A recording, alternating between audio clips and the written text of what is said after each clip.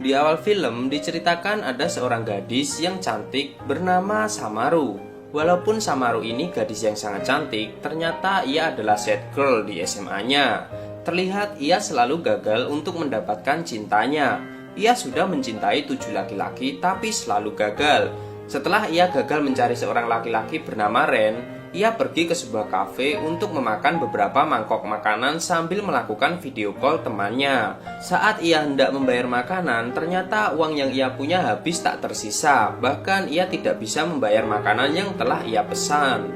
Temannya tidak mau membantu Samaru untuk membawakan uang untuk membayar makanan yang telah ia pesan.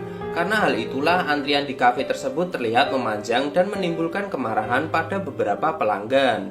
Saat Samaru terlihat kesusahan, terlihat ada seorang laki-laki yang membayar makanan yang Samaru pesan.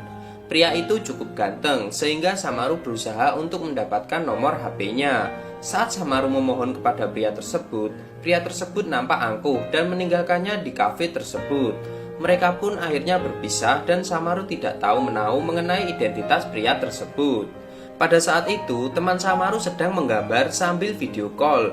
Karena melihat Samaru dan penasaran terhadap cowok yang bersamanya, gambaran yang ia gambar menjadi belepotan sehingga jauh dari ekspektasi yang ia inginkan. Samaru ini orangnya emang gampang suka terhadap cowok-cowok di sekolahnya. Selain periang, terlihat ia sedang memilih-milih cowok yang bakal ia jadikan sebagai pacar. Saat di kelas, tiba-tiba saja temannya membawakan bekal milik Samaru yang ketinggalan di rumah.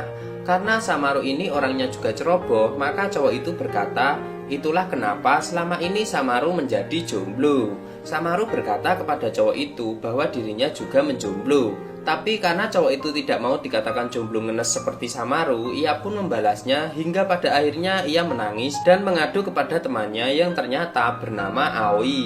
Tapi saat Samaru mengadu kepada Aoi, nampak cowok itu tetap saja menggodanya sehingga Samaru menangis menjadi-jadi. Saat pelajaran hampir dimulai, datanglah seorang guru laki-laki yang mengajar matematika. Ia bernama Hiromitsu. Samaru terlihat kaget karena laki-laki tersebut adalah orang yang membayarkan makanannya tempo dulu. Melihat laki-laki itu, ia pun menunjuk ke arah guru dan berkata, "Mas-mas ya kemarin kan?" Tapi guru itu mengelak dan berkata kepada Samaru agar tidak menunjukkan jari ke arahnya. Hiromitsu kemudian mulai mengabsen dan mengajar matematika seperti guru pada umumnya. Saat asik mengajar, banyak murid mulai berbicara satu sama lain dan suasana kelas menjadi ramai. Samaru pun bertindak dan berkata kepada murid-murid yang lain agar tidak berisik. Tapi perkataan Samaru tidak diindahkan oleh guru tersebut. Pak Hiromitsu malah berkata tugas ia hanya mengajar matematika dan jika murid tidak mau mendengarkan pelajaran yang ia sampaikan, itu bukanlah masalah baginya. Setelah pelajaran usai, Samaru, Aoi, dan Sawada pergi ke ruang guru untuk mengembalikan uang Pak Guru yang pernah digunakan untuk membayar makan Samaru. Pak Hiromitsu nampak tidak mempermasalahkan uang itu karena jumlahnya cuma sedikit. Tapi karena Pak Guru selalu menolak, Aoi pun malah pergi mendekat kepada Pak Guru dan meminta pendapat tentang Samaru yang menjadi sad girl dan selalu ditolak oleh cowok. Pak Guru pun berkata pada Samaru kenapa ia ingin mempunyai kekasih dan jawaban dari Samaru adalah ia ingin bermesraan dengan seorang cowok. Karena alasan Samaru yang konyol, Pak Guru pun mempunyai solusi yang konyol juga. Ia pun menyuruh Samaru untuk menempelkan kertas di punggungnya yang bertuliskan cari orang yang mau diajak bermesraan. Melihat hal itu, Samaru pun menjadi marah dan ia pun berkata bahwa kelak dirinya akan mendapatkan pacar sungguhan. Sang guru pun hanya berkata bahwa dirinya sudah ditolak oleh beberapa cowok tapi masih saja percaya diri. Setelah hal itu, Samaru pun pergi meninggalkan ruangan itu. Tak lupa Pak Hiromitsu memberikan tulisan tadi kepada Aoi dan mereka pun kembali ke kelas. Di kelas, Samaru terlihat marah-marah karena Pak Hiromitsu ngomong kasar padanya. Saat ia melihat laci di belakang kelasnya, ia terlihat bahagia karena tiba-tiba saja ada seorang laki-laki yang menaruh surat cinta padanya. Dengan perasaan senang, ia pun pergi ke halaman sekolah untuk bertemu dengan pria tersebut. Benar saja, sesampai di lapangan, ia bertemu dengan pria yang memberinya surat tersebut. Ia pun ditembak, dan Samaru pun kelihatan senang karena hal itulah yang selama ini ia nanti dalam hidupnya.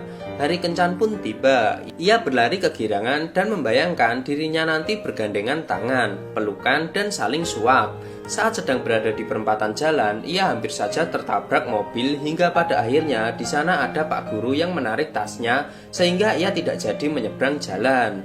Karena kejadian itu, Samaru dan Hiromitsu malah saling ngobrol. Ia pun mengaku sudah mempunyai pacar dan dalam perjalanan menuju kencan pertamanya. Nama cowok tersebut adalah Kobayashi. Walaupun Hiromitsu ini cuek kepada Samaru, terlihat ia sedikit cemburu dan meninggalkan Samaru dengan pertanyaan, "Apa kamu menyukai cowok tersebut?" Kencan pun dimulai. Samaru sendiri tidak menikmati kencan dengan Kobayashi. Saat karaoke, suara Kobayashi sangat fals. Jari-jarinya aneh hingga cara makannya yang sangat menjijikan. Saat berfoto bersama, gaya Kobayashi sangat aneh hingga pada akhirnya Samaru pun meninggalkan orang itu dan bertemu kedua orang temannya. Di sana ia curhat mengenai kencan yang baru saja ia alami. Sawada pun memberikan wejangan pada Samaru dan Samaru pun akan meminta maaf padanya di kemudian hari. Saat meminta maaf, Samaru malah didorong Kobayashi hingga masuk ke dalam kolam ikan. Ia pun menangis jadi-jadinya. Saat menangis, tiba-tiba saja gurunya datang menolongnya. Tapi di sini dia tidak mau menerima uluran tangan Pak Hiromitsu. Saat keluar dari kolam, Pak Hiromitsu langsung menasihati Samaru karena dirinya menjalani hidup seenaknya, terutama dalam mencari pacar. Samaru pun terlihat marah karena perkataan Pak Hiromitsu. Pak Hiromitsu pun akhirnya menyuruhnya berpikir dan pergi meninggalkan Samaru di sana. Saat berada di kelas, ia pun menceritakan omongan Pak Hiromitsu kepada Aoi dan Sawada. Saat asik berbicara, Sawada pun memberitahunya bahwa Samaru mempunyai tugas untuk mengirimkan buku tugas siswa ke ruang guru.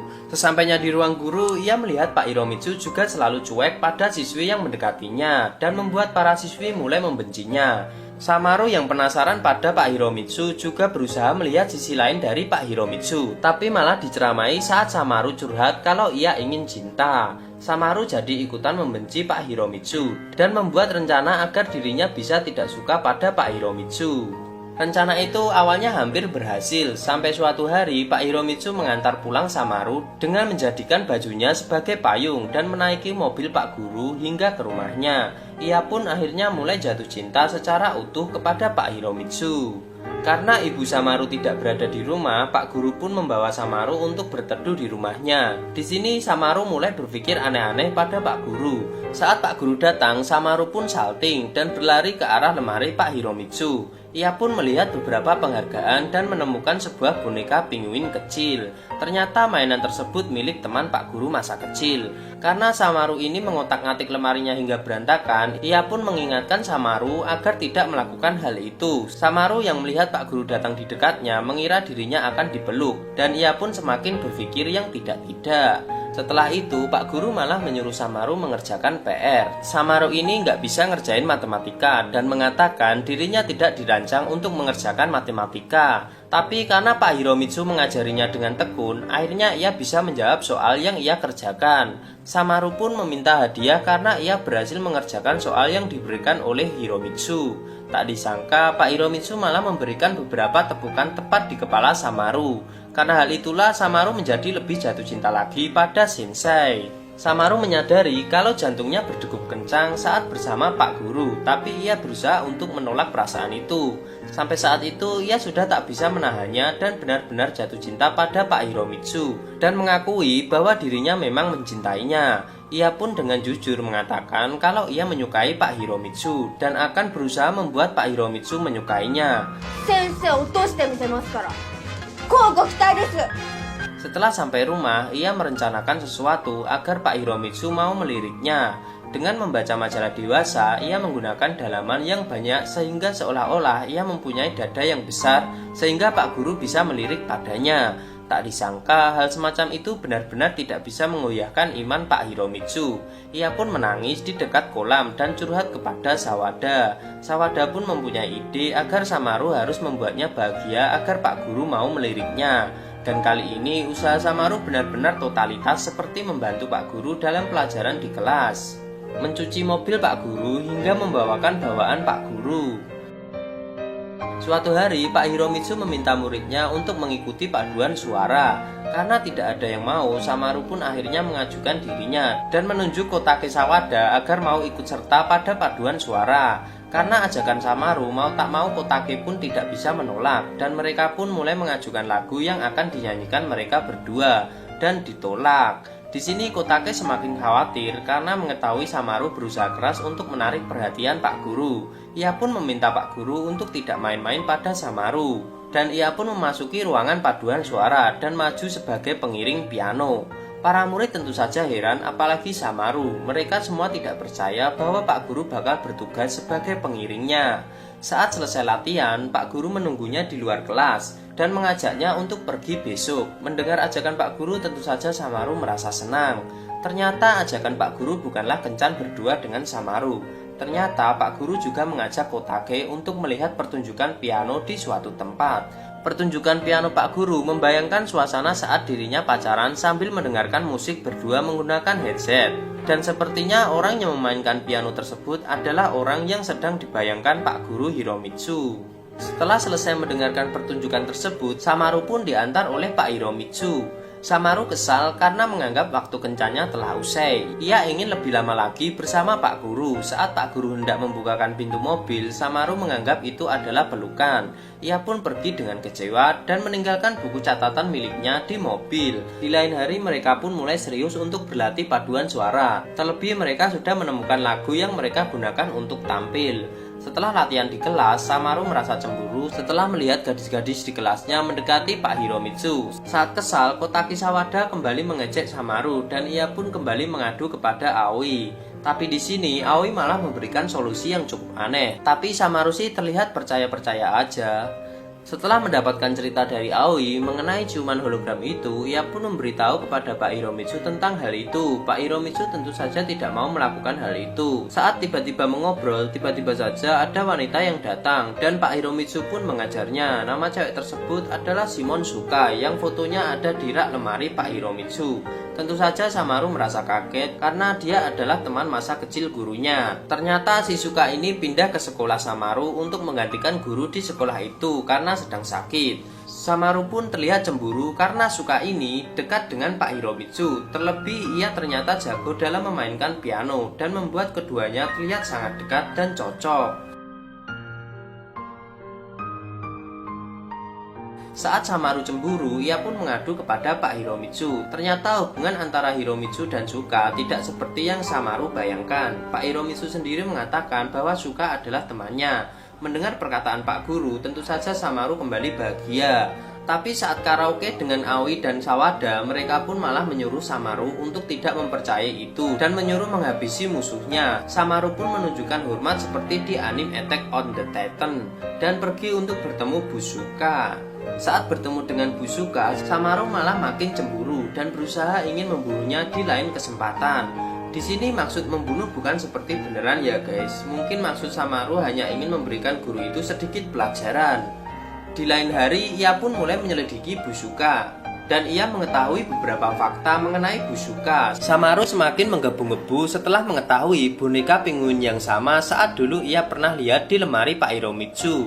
Apalagi Busuka berkata bahwa boneka itu mengingatkannya pada cinta pertama. Tentu saja Samaru merasa marah dan pergi ke ruangan Pak Hiromitsu. Ia pun langsung berkata pada Pak Guru bahwa Pak Guru selama ini berbohong dan menjalin cinta pada Busuka. Sekali lagi Pak Hiromitsu kembali membantah akan hal tersebut. Tak disangka Busuka malah datang ke ruangan itu. Samaru sendiri semakin menggebu-gebu dan malah mengatakan bahwa ia sangat mencintai Pak Hiromitsu di depan mereka berdua. Setelah puas berkata demikian, ia pun meninggalkan mereka berdua di ruangan guru. Busuka yang melihat hal itu hanya bisa sedikit tersenyum dan berkata bahwa Samaru ini sangat bersemangat dalam mendekati Pak Hiromitsu. Saat galau seperti biasa, Samaru pasti datang ke toko makanan favoritnya. Saat sedang melakukan hal konyol, tiba-tiba saja Pak Hiromitsu datang dan memesan makanan tepat di sampingnya. Samaru pun kaget dan hanya bisa berkata halus saja. Ternyata saat perjalanan pulang, Pak Hiromitsu mengatakan hal yang sebenarnya mengenai hubungannya antara dirinya dan Busuka. Mendengar Pak Hiromitsu dan Busuka ternyata benar-benar hanya sebagai teman. Samaru pun kembali bahagia, tapi bahagia itu tidak berlangsung lama. Saat ia hendak memikirkan rencana proyeksi holografik, ia pun pergi ke ruang guru untuk bertemu Pak Hiromitsu. Di sana hal yang tidak ia inginkan akhirnya terdengar ketika Busuka ingin membawa Pak Hiromitsu ke Prancis demi kebahagiaannya. Mendengar omongan Busuka, ia menjadi tidak bersemangat. Saat pertunjukan paduan suara, ia pun malah menangis dan meninggalkan tempat pertunjukan sehingga harus dikejar oleh Kotake. Kotake menanyakan apakah Pak Hiromitsu berbuat sesuatu padanya sehingga ia kembali murung. Di sini Kotake tidak mau melihat Samaru sedih, apalagi setelah dirinya dekat dengan Pak Guru. Saat pertunjukan holografik, Pak Hiromitsu tidak menemukan Samaru sama sekali. Ia pun menanyakan kepada Aoi di mana ia berada. Saat sedang mencari, tiba-tiba saja tangan Pak Hiromitsu ditarik oleh Busuka. Tapi di sini ia tidak mau memperhatikan Busuka walaupun ia tahu bahwa Busuka ini mencintainya. Ia lebih memilih mencari Samaru yang selama ini tidak lepas dalam pandangannya. Dan ia pun mulai memutuskan untuk menghadapi perasaan cintanya pada Samaru. Saat bertemu dengan Samaru yang ada di ruang guru, semua sudah berakhir. Samaru sudah merelakan cintanya pada Busuka, dan ia pun menyuruhnya untuk kembali ke Prancis. Samaru pun kabur dengan cintanya yang tak terbalaskan. Ia terlihat sangat sedih, padahal di sini Pak Hiromitsu hendak mengatakan sesuatu. Ternyata Samaru hendak pergi membakar buku catatan yang selama ini ia buat untuk Pak Hiromitsu. Saat hendak membakar, tiba-tiba saja Kotake datang dan meminta catatan tersebut untuk membicarakannya kembali kepada Pak Hiromitsu. Saat bertemu Pak Hiromitsu, Kotake hanya memberikan buku itu dan berkata jika kembali menyakiti Samaru lebih baik nyala saja. Pak Hiromitsu tentu saja membaca catatan tersebut. Ia pun tahu bahwa sebenarnya Samaru ingin melihat dirinya bahagia, apalagi jika bisa ke Paris bersama Busuka. Pak Hiromitsu pun berhenti mengajar dan Busuka juga sudah berhenti menggantikan guru sekolah itu yang sudah sembuh. Pemenang dari kontes paduan suara dimenangkan oleh kelasnya Samaru. Ternyata Pak Guru menerima ajakan Busuka untuk pergi ke Prancis. Ia ingin melangkah maju dan bahagia seperti yang Samaru inginkan. Beberapa tahun berlalu, terlihat dari televisi Pak Hiromitsu menerima penghargaan Nobel dan di sini Samaru hendak menghadiri perayaan kelulusan. Saat jalan bareng dengan teman-temannya untuk merayakan kelulusan, ternyata selama ini Kotake sangat mencintai Samaru, tapi terus ditolak. Di sini Kotake merasa bahwa Samaru masih mencintai Pak Hiromitsu dan ia pun bahagia jika Samaru bahagia. Samaru pun kembali ke kelasnya untuk mengenang kembali ingatannya yang dulu. Saat membuka rak miliknya, ia melihat catatan yang selama ini ia buat untuk Pak Hiromitsu. Ternyata catatan miliknya telah direvisi oleh Pak Guru. Ternyata cinta yang selama ini ia berikan untuk Pak Hiromitsu pun terbalaskan. Dengan menangis bahagia, ia pun pergi ke ruang guru dan menemukan Pak Hiromitsu yang berada di sana. Film pun ditutup dengan adegan seperti di buku Samaru. Bedanya, saat keduanya terlihat berciuman, Pak Guru malah memberikan cap merah agar adegan itu seperti di buku catatan. Samaru pun jadi bete deh. Ada cewek tanya alamat. Dan film pun tamat.